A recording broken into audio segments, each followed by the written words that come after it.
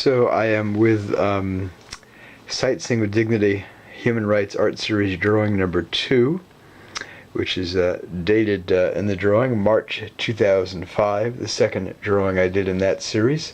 It followed the first one from 2003 called Benjamin Hermansen, 1985 to 2001, who was a black-skinned Norwegian youth knifed to death by Boot Boys, a racist skinhead group in Oslo, Norway, in 2001 when Benjamin was 15 years of age.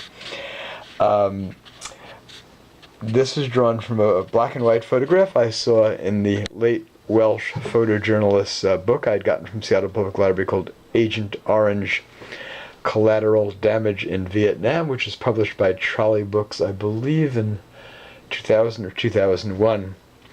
And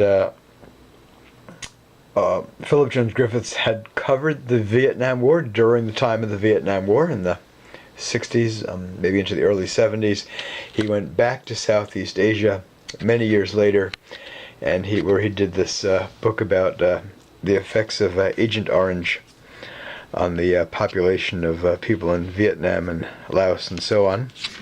And both an enormous number of infants born with all sorts of deformities, and as well as there were huge numbers of miscarriages, failed pregnancies with all sorts of deformities. Some of the fetuses are in museums about the Vietnam War. In Vietnam, which is called the American War there, and evidently they tell the story of the war naturally from the Vietnamese victimization side, as Vietnam was genocide. And it was no less than the author John Auerbach, the very gifted author, late Israeli merchant mariner and Holocaust survivor, who mentioned in his novella and a long list of countries where there's been genocides since what he described as that man in the glass booth, referring to Adolf Eichmann in the Eichmann trial in the early 1960s. And he included Vietnam in his list of genocides. And that story was written, I believe, in the 1970s, around the time of the 1973 Israeli-Arab War.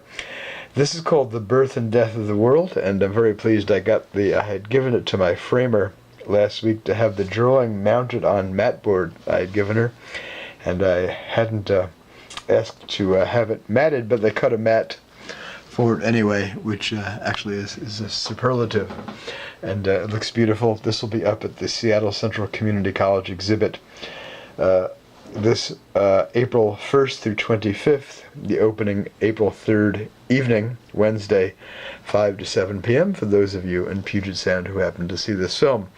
So the baby girl was born in 1998 with hydroencephalitis, this enormous swelling of the head, and when I saw the black and white photograph of her, which Philip Jones Griffiths took on this trip to Southeast Asia, I almost gasped, because the infant who died, who died at age 2 months of age, a girl, was not given a name by her parents, but almost looked like something out of a sci-fi movie. It was sad to say. And the infant's head being enlarged with this hydroencephalitis and the effect of Agent Orange dioxins made me think of planet Earth, and it's actually, my title is a play on the old Jewish proverb or saying, which is heard at the very end of Schindler's List, the movie by Steven Spielberg.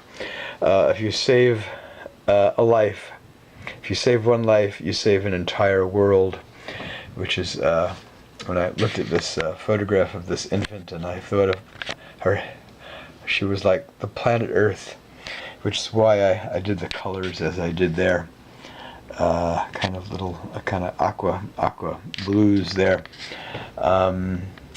This child was the world, and the birth and death of the world.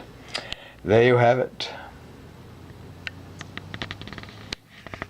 So this is part of the Sight Sing with Dignity, Human Rights, Educational Fine Arts series that I began in 2002 or 3 with the Benjamin Hermanson drawing, which there are now 17 works completed in, about 8 of which will be on exhibit at Seattle Central Community College and 4 at the concurrent Hillel UW University of Washington exhibit in Seattle. That's March 20th through May 21st. The reception for that will be Sunday afternoon, April 7th, from 1 to 5 p.m. There you have it. Dusk is approaching, and I will say Shabbat Shalom. Welcome to Sabbath in a moment.